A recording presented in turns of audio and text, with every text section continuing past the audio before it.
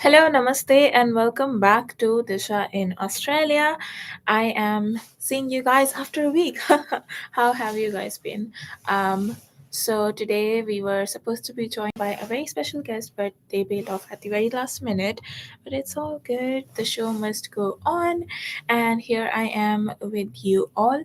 So, today is gonna be a lot more chiller. We'll be uh, so today is gonna be a lot more chiller, and we'll be talking about just like some fun random stuff, and that's it. So I hope you all are having a lovely semester. It's been so hectic for me because of so many assignments, so many stuff to do, and like juggling between work, study, assessments. It's been super hectic, but it's all right. I'm a real tough kid. I can handle my shit. I hope you all are having your time at the uni and has been new encampment thing happening to save Gaza, which is really cool. And apart from that, a lot of fun stuff happening around Canberra and Australia. So today I just want to talk about some fun stuff because I feel like most of the time we've been just talking about my reflections, but like in between the reflections also lies the fun stuff that I do. So this is not so fun, but I had work yesterday and it was like I had work at 12 and I slept at 6 because I spent the entire night deciding what to wear at work, and then I was so late because I overslept, obviously. And then I had this call from my manager that, where are you? Are you all right? And like they were genuinely concerned. I was so embarrassed to tell them that, oh yeah, I'm fine. I just like overslept. And yeah, I kind of just like was so blank because I couldn't just like process that, oh my god, I just overslept so much that it was 50 minutes past my shift and I'm waking up to to my manager's call. But I kind of liked how they just laughed it out and was like, oh, we all have been into these situations, we all have done it. And it just gives you a sense of inclusivity and comfort, even though like I was at fault, I admit, but it just like gives you a sense of comfortableness where you don't lie or just like use other practices to be apart, um, to just like acknowledge or just like be accepted. Once I feel like the space is inclusive and comfortable, you don't actually have to like go on to doing some other stuff to like protect yourself, but like you can be honest, um, which I really appreciate. So, yes, it was my fault, but I'm so glad that instead of being scolded, I was just like, you know, just like gotten off very nicely. Like they weren't mad at me and they were like, oh, it's all right. You can start your shift like 30 minutes past the time. And, you know, that's all right. But I kind of feel like that's the work environment I really like working in, where the people who are working do not have to be scared of their managers or whatever. Or and I mean, it's obviously not healthy to be late, but like the way you manage it just like gives the employee and the people who are a part of this, who are the part of the store, even like the customer, seeing a healthy environment in the shop also like boosts a lot of economy of that particular store. um, so yeah, anyways, so whenever I go to work, I kind of like learn some new lessons every time, and I think that this is what I would like to incorporate when I end up opening my business, or like whatever, wherever I go in my life, or like whatever lessons I'm carrying forward in my life, which is fun. But like, since I have become like so reflective and introspective in the past like 2 3 years that I've sometimes like become overly optimistic, which is kind of good, kind of bad. And I do not know like how to deal with that because I mean, being optimistic is nice, but because you reflect a lot, because you introspect a lot, so like nothing really bothers you. Like, okay, one moment I'm like, I have so many friends, but like none of my friends are like good for nothing. But then another moment I'm like, oh, isn't that what is life supposed to be? You're here for yourself. You're supposed to take care of yourself, and it's okay. I mean, everyone has their own lives, and sometimes they can't like take time out for you. It's okay. And then I just like keep convincing myself and like doing these little reflections, which are kind of good, kind of bad. But overall it's good, right? It's just, I mean, being sad because you're optimistic or being sad because you're pessimistic, no, right? Like being happy, being optimistic, yeah, that's very confusing. It's confusing for me as well, but it's all right. I mean, psychology does teaches you a lot of patience, not just like psychology, but in terms of when you actually start working and start being financially independent and you start paying your own shit and like everything by yourself, then you just become a lot more patient, and also living alone teaches you a lot of stuff. So yeah, definitely, I would definitely like suggest that living abroad is definitely an experience that changes you as a human being, and I would definitely recommend this to everyone. um Other than that, I kind of feel like a lot of people just, they're just like overly inspired by someone else's journeys, and they're like constantly comparing each other to their journeys, which is kind of not healthy because we all have different stories and we all have different things and different approaches to life. And it's not healthy at all to like compare yourself to other people or like how they are taking things or how their journey is, because some people's way might, you might think it's sorted, it's always nice, but like grass is always greener on the other side. So you kind of have to focus on your own journey, maybe because you are waiting or you're being patient for something better. And I kind of feel like patience is the key, because like whatever is meant to you will be yours at the end of the day. I think how long or how much time it takes, it doesn't matter, but it's gonna be yours by the end of the day. So it's better to be patient and um like why to stress when you know that things are gonna turn out. But that doesn't mean that you don't do hard work. Hard work is also very essential. Like, don't mark my words and say like, oh, Nisha said don't do anything and things will come to you. No, like work hard also, then things will come to you. But be patient in the process. If you're not getting something and you're trying again and again, again and again, and still you're not getting it, there might be a sign. But don't quote me. I'm sounding so much like my lecturers, because they're like, they'll say random pieces of advice or like random facts that might or might not be true, and then they're like, oh, don't quote me. I'm learning from you, professors. I'm quoting you. Don't quote me. Anyways, so as I was saying that I was late to work, but it went all right. And I kind of feel like my retail job experience has taught me a lot of stuff, especially like how to deal with customers and stuff. I'm usually very happy at work, and like I usually do work really nicely, but sometimes I kind of feel like, oh my god, there's like, you always have to be standing there with a wide smile on your face. And sometimes when it's a long shift, I literally, my jaws pain, because you're just like standing there with a wide smile on your face, because that's what you're supposed to do at work. Like every customer comes in, even though when you're like, oh, I just cannot, and then you have to be always standing with a wide smile on your face, and it just like annoys me sometimes. But at the end of the day, it's all worth it. You're getting paid for that wide smile on your face.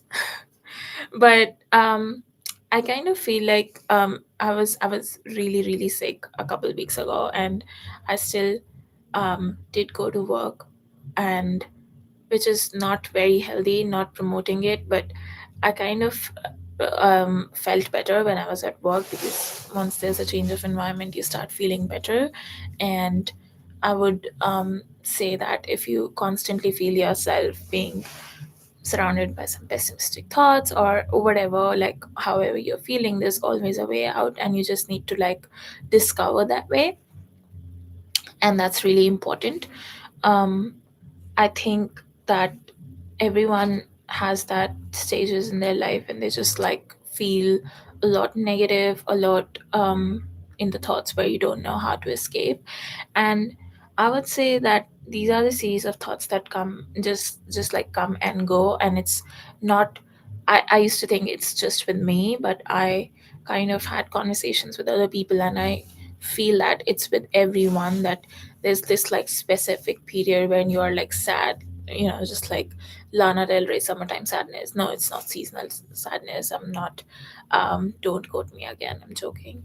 Anyways, so it's just like a random series when you're a bit sad, and then you don't know what to do, you don't feel like talking to anyone, you don't feel like talking to your parents or your friends or your bestest of the friends, or just like going out of your room or doing anything at all, even the things that you like the most. um but I feel like it's generally because you are into a series of things that you are doing on a regular or on a continuous basis, and it's a cycle. Like maybe you're just like sleep, work, study, repeat, sleep, work, study, repeat, and that cycle becomes too much boring.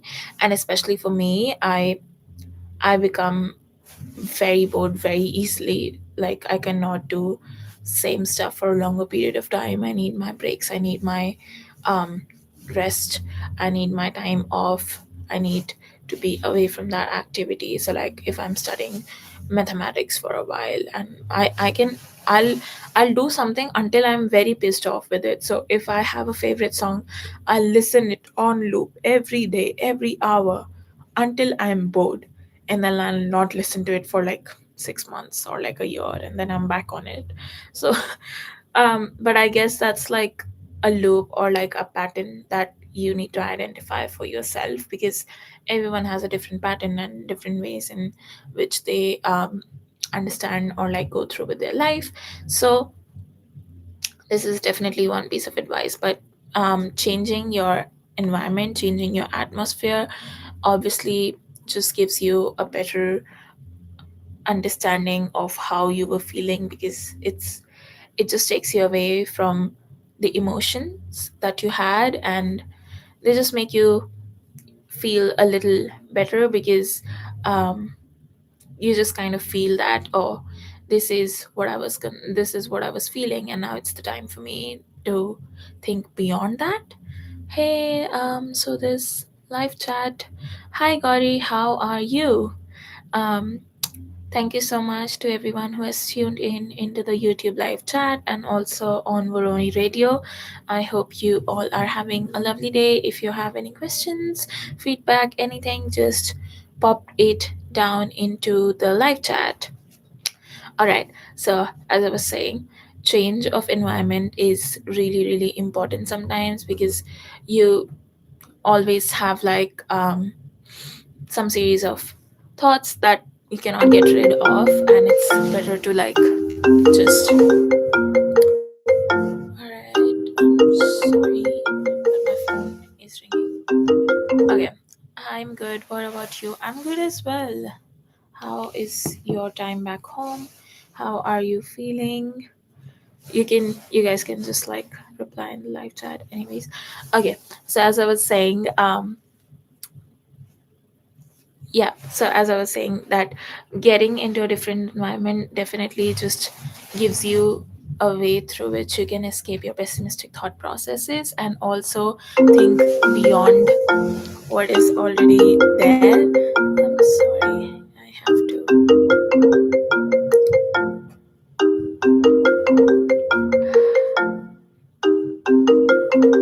there's my phone ringing, 1 second.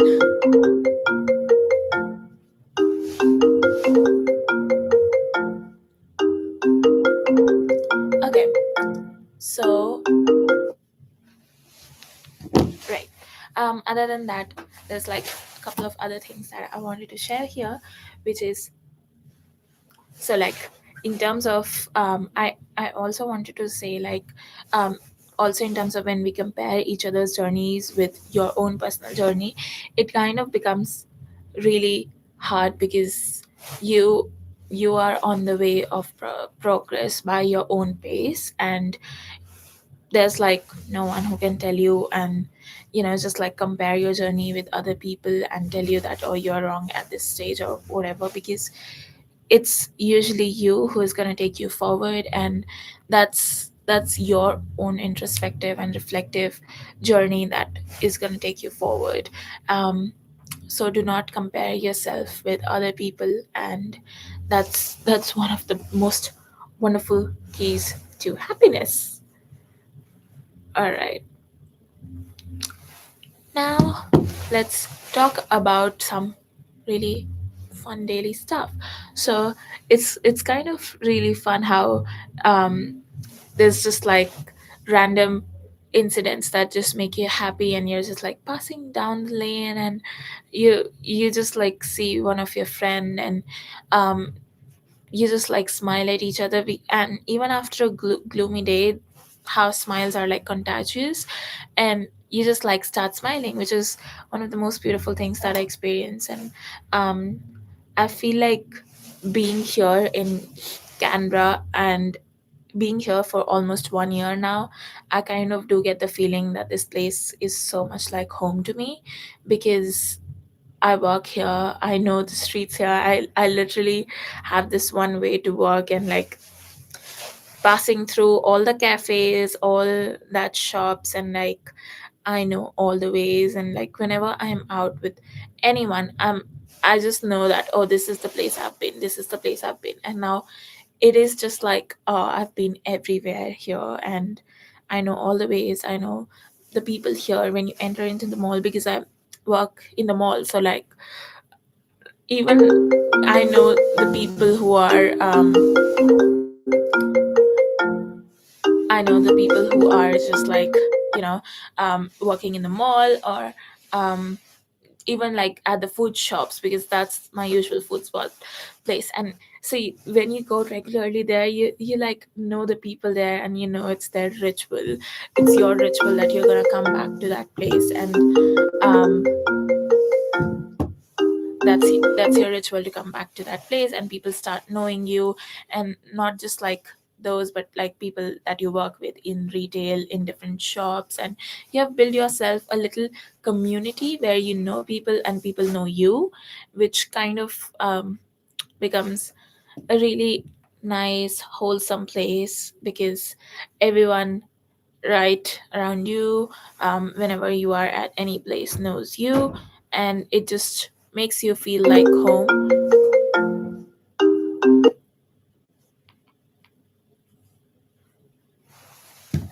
Okay, and other than that, just like a sense of belonging at that very place, because there's like places that makes you happy, restaurants that just like make you feel like home, or like some new things that you have discovered. So like for me, I never had like a lot of Italian cuisine, like a proper Italian cuisine in India.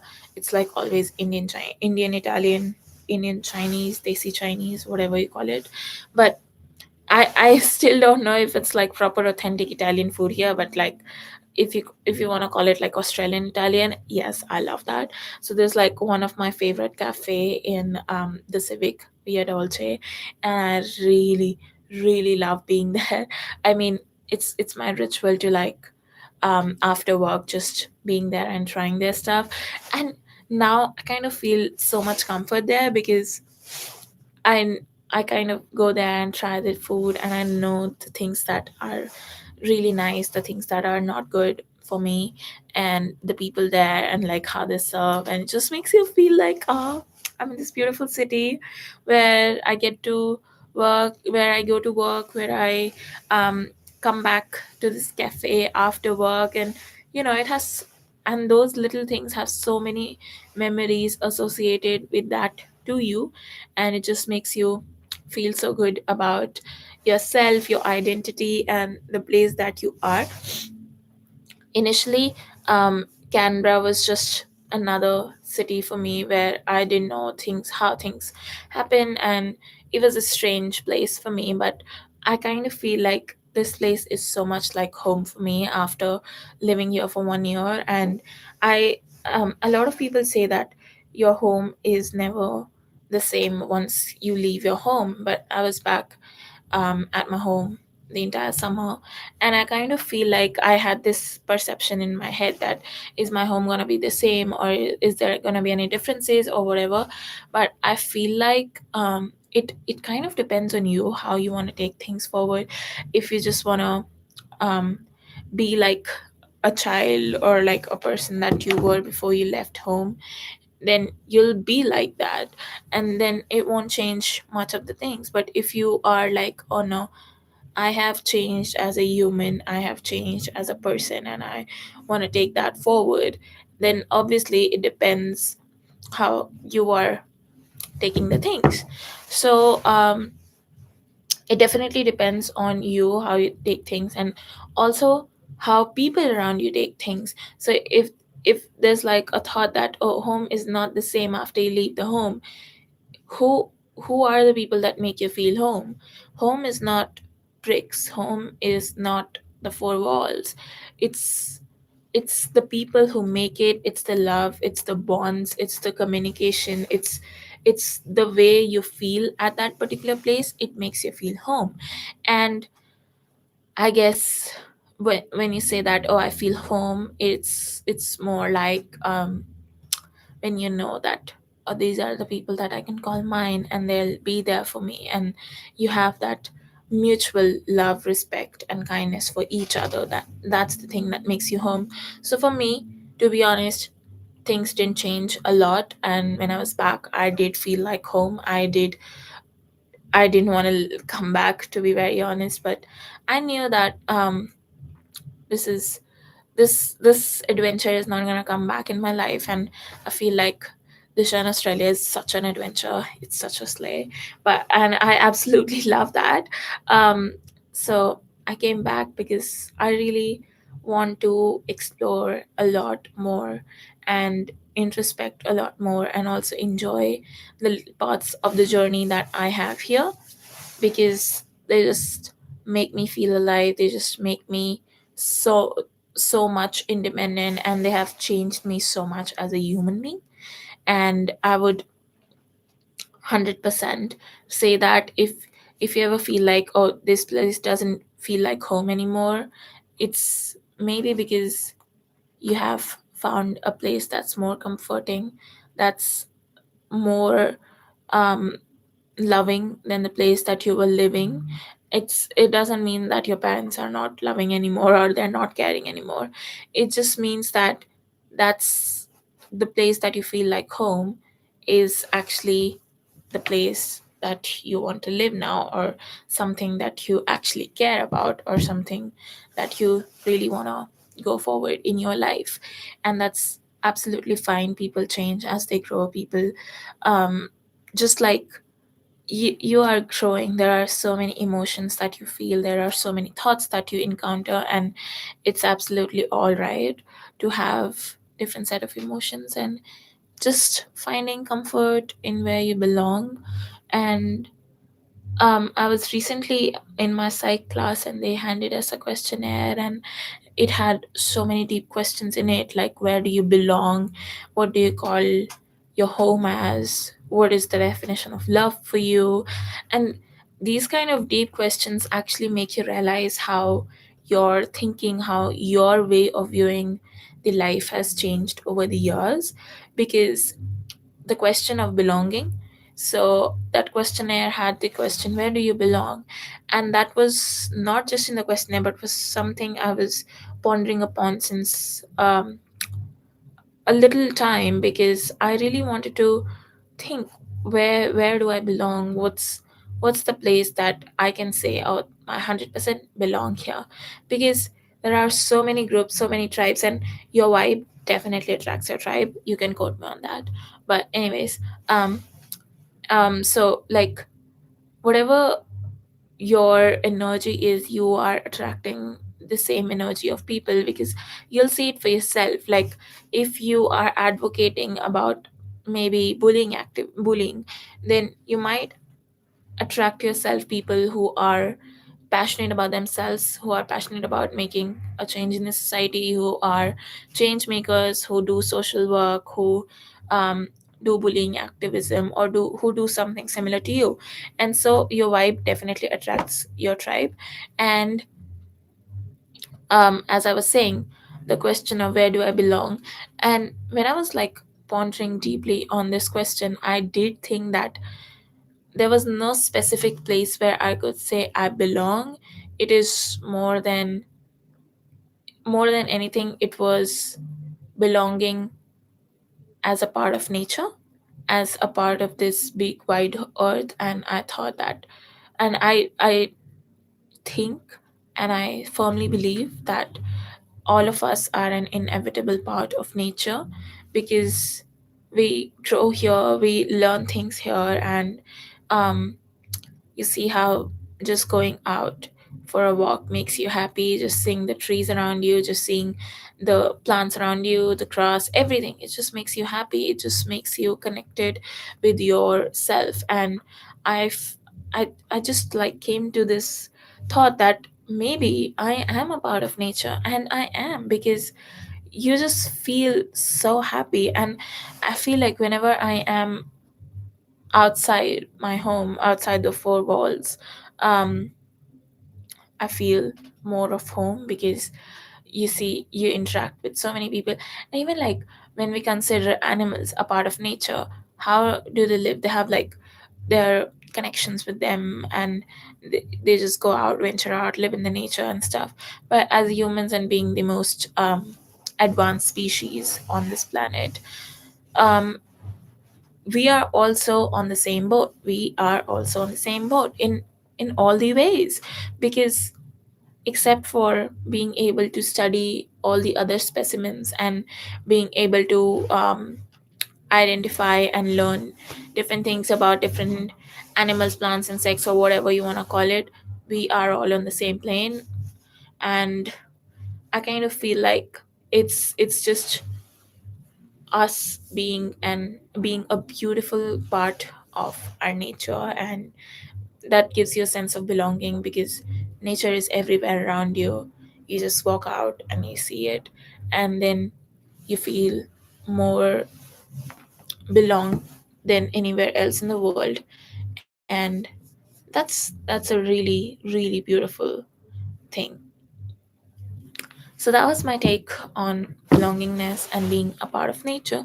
Some of the other questions also revolved around like, what symbols do you like the most, and how, and also like the places that you like. And there are like so many subjective perspectives, and also a lot of things have an interplay through the family that you are from, and the upbringing that you have had, or the values that you have learned, or the culture you have been, or the structure of, even the structure of the family. So I've seen like, I'm very deeply rooted to my culture. And I love studying cultures. I love knowing different cultures, knowing their beliefs and ideas, and also finding similarities and differences between different cultures. And um, coming from a collectivistic culture myself, I have seen like how this relates so much with the idea of kinship, which I see in the indigenous culture in Australia, and even the individualistic culture. So like there's a big individualistic culture in Australia, but it kind of overlaps with the collectivistic culture, because it's not completely individualistic. Because you know, you just go and have a chat with people, and they happily like share what they did the entire day with you, or like whatever. But I know individualistic culture is not limited to that, but it's also more about not seeking permission for anything or anyone, which is a big cultural difference. Big, but I guess like collectivistic culture is also kind of slowly beginning to follow that path, with more immigration, globalization, and people knowing each other. which is kind of cool. But I guess like taking aspects of different culture and combining them together just makes me so intrigued, because this is so interesting. Being a lover of cultures, I kind of really love how things happen, and getting to understand the meanings of these things and how people have different perspectives. So like one of the question, as I was discussing from the questionnaire, was how deeply rooted are you with your ancestors, which was kind of crazy, because I thought like, which ancestors are you talking about, like going back, then all of us originated from Africa, right? Don't quote me, we might be from a different planet, but anyways. So but I kind of knew that, how, like I knew the family history of mine, like at least until my grandparents' parents. But it was a surprise for me to see a lot of people didn't know that, because there's also a difference in the family structure. So because I used to live with my grandparents until they like passed away, I was able to learn a lot of things from their perspective, and things, how things were different in their era versus my era versus my parents' era, and trying to understand the differences, also knowing the cultural patterns and how things or festivals or whatever we used to celebrate were different, how we used to dress up was different. And so 1947 was when India got its independence, and we're not even 100 years into independence. So I also heard stories of partition, which were absolutely very difficult to hear. And there are a lot of things that happened in the partition period, which kind of makes me very sad. But as the title suggests, Disha in Australia. So my experiences of being in Australia, it is so interesting to actually notice these small things that I would have never noticed if I was back home. And I had this like little small fight with my mom today, because she like calls me every now and then. If I don't pick up the call, she becomes so worried. So I was like, I was so annoyed and mad, but I kind of feel like it's a good sense to know that, oh, there's like someone who actually cares for you. Because out of like nowhere, I did was I did have a small fight. I was very annoyed, because it sometimes becomes like, oh my god, I'm like safe and fine, and you don't have to like call me every now and then and stuff. But it also gives you a feeling, oh, there's like someone who actually cares about where you are, what you're doing, if you're fine or not, and making sure that you are okay. So that makes me happy. But it's kind of I think that going to a different country, you obviously adapt to a little to some patterns of that country. And um I do think that those things become normalized for you, but not from the grounds that you belong from. And it takes a while for those grounds to become normalized to those particular things. And um, that's that's one of the hard part.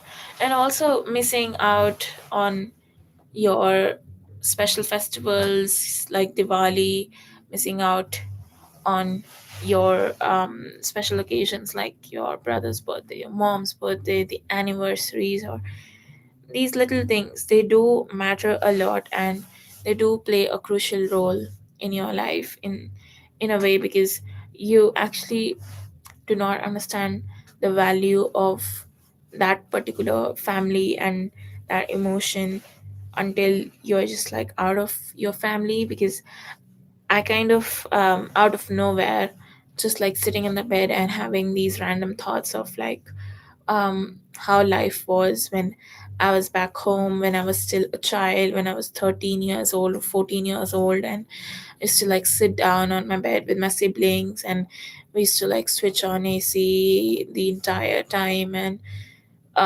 in the summers, and having those cool refreshing drinks, and just the entire family is doing all the ritual practices and like the pujas and stuff, and all the every all your relatives and all your families out except for your cousins and your siblings, and you're all sitting together and having your time of the life. You're just like enjoying playing, having fun drinks, and just like the sense of being there together, doing stuff together. And I didn't really realize the value of it until those festivals were back again, and I was sitting in my room 10,000 kilometers away from my family, and I had no siblings around. I had no cousins around to tease. I had no people, no person around me to just like share my snacks with them, or to have those Indian sweets with them, or just like those cool refreshments. And even if I make that stuff now, it doesn't feel the same. And the thing is, the things will never be the same. So it kind of is important for you to live that particular moment, because you never know if life is ever going to be same. I feel like even now today, being able to live on a uni accommodation and just having my show here, and um, having people on, having guests on, having um, people on to share some insightful conversations, relate with them, sharing their stories, and you share your stories, and there are people who are actually listening. I don't know if life is ever going to be same. There are better things that wait for us every day, but this is the moment. This is it. Things never remain the same. Nothing lasts forever. So that's one of a very beautiful, deep, and the most interesting reflection. Even the biggest things, they are gonna come to an end someday.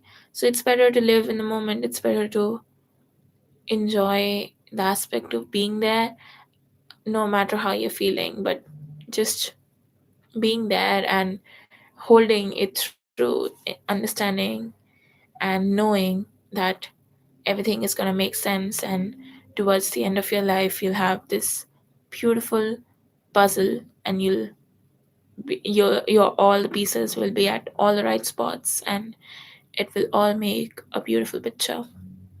So hang on, it's gonna get better, it's gonna get beautiful, and it is still very beautiful, it is still very lively, and it is still very worth it. So enjoy each and every aspect of your day, because you might not be able to live that again. So just being there and enjoying the aspect of being alive is the most beautiful thing one can ever have. With this, I conclude today's episode. I hope you had fun with me, with some fun chit chats and some little reflections that I've had today.